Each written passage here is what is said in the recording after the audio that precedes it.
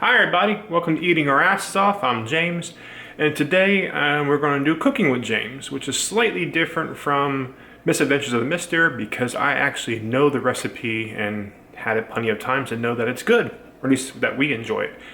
And so follow along as I make chili that is definitely not keto. Made chili before, but it was a beanless chili. This one definitely has beans, so it's delicious and good, but it is definitely not keto, so be prepared. Alright, I got a Dutch oven getting nice and hot. Over here, there's some ingredients. I have pinto beans, dark red kidney beans, black beans, and obviously the beans and tomatoes here are what makes it not keto friendly. Got tomato paste, big old can of petite diced, and a can of whole tomato. I'm only going to use half of this though because it's more than I need. And a beer. Just a general beer here. Well, it's technically a lager, but you know, whatever. I got some chopped peppers, green and yellow, down in here. And later Sabrina's gonna make cornbread, unrelated to this, but she kind of wants to go hand in hand with it. And then of course I have regular onions, hot Italian sausage, and regular sausage that we're going to cook all down and make this chili, and you'll see how it goes. And I got a bunch of seasonings that I'll announce as I drop in the seasonings. So first I'm going to do the onions and these peppers, cut down nice and small that I think is small enough, so Sabrina's going to say they're too big. And we're going to cook them down until they're nice and glossy, and then we're going to throw in the meat. Alright. I did add some olive oil to help season this thing. Not season, to help it cook down. And we're just going to let this go, like I said, until it gets a little translucent. And then I know it's done. I'm ready to add in the next part of it. Alright, I just threw in a couple tablespoons of garlic. I completely forgot that step. So we have, actually, I guess that's technically 3 tablespoons of garlic. I'm going to let this cook down and get a little more fragrant, and then I'm going to add in the meat.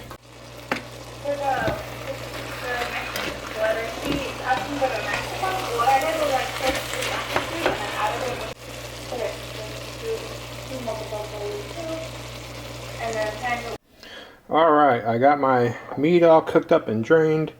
Adding in my cumin and chili powder in here. Just going to stir it up, let it cook for 2 more minutes, and then I'm going to start adding in my tomato ingredients.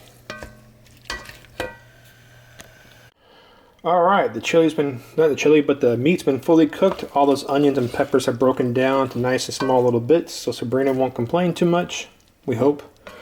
I am now about to add in some paste and let it kind of cook in with the chili a little bit, the chili powder and all that stuff, and kind of toast everything. And then I'm going to add in my beans, and then my diced tomatoes, and then some of this whole tomato for it to break down into my chili. And also, before that, I just forgot, I'm going to add in the paste, but then I'm also going to add in a beer and allow that to kind of cook in and kind of settle down, get a nice rich taste. After that cooks for about 5 minutes, I'm then going to add the tomatoes and let it cook and sit for about 2 to 3 hours.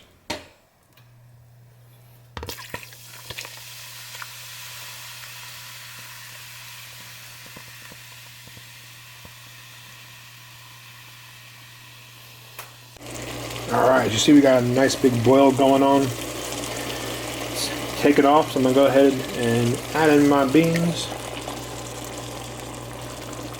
Help cool it off and get the beans boiling a little bit.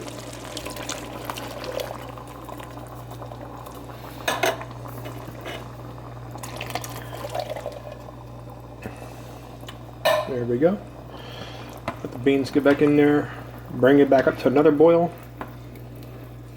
Then add in my tomatoes. Then, as I keep telling you, let it cook for a few hours. Essentially let it cook how much of the moisture you want to cook off. I go about 3 hours so that it gets nice and hearty and not that liquidy. You can go less than that if you don't mind having a soupy chili. It just depends on the preference. But once it gets back to a boil, I'm going to close it up. I'm going to add my tomatoes, then close it up and let it cook for about 3 hours. Stirring occasionally just to make sure things don't stick to the bottom. Alright, so it's boiling now, so I'm going to pour in my tomatoes. And half of this whole peeled tomatoes, give it a nice rich flavor. Gonna let this cook and simmer for a while until a lot of this moisture cooks down.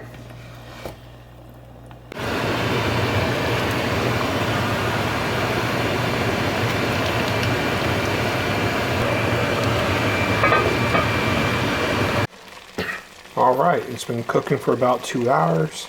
You see it reduced a lot already. I took it off the stove so it can finish bubbling out and cool off on its own. Once it gets cold enough to eat, I'm going to serve it. Alright everybody, here's our campfire chili. All said and done.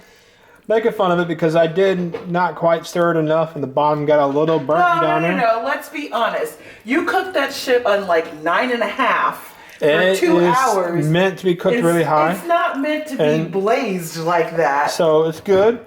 You got the roasted simmer it. Campfire smell. It smells like a wonderful aroma. It does not. It does. If you like campfire. Sabrina doesn't like nature, so she's anti-wilderness. She doesn't like Bambi. Remember that. So we are not pro Sabrina. She's like kill Thumper, kill Bambi, Shut up! Murder nature. Just because you burned the chili doesn't mean you have to disparage me. This is all good. It's lovely. It tastes great, and it tastes great. It does. It has multiple tastes, and it's all good. And yes, it does. What's that for? Because I want to. Anyways, and now she's going to doctor it up, and that's it.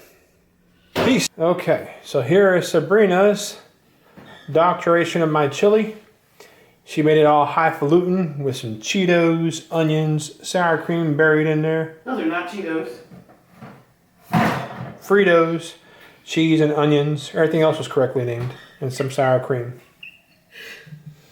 And you probably caught that. She was cussing at me before the camera started. Oh, please. I'm an angel.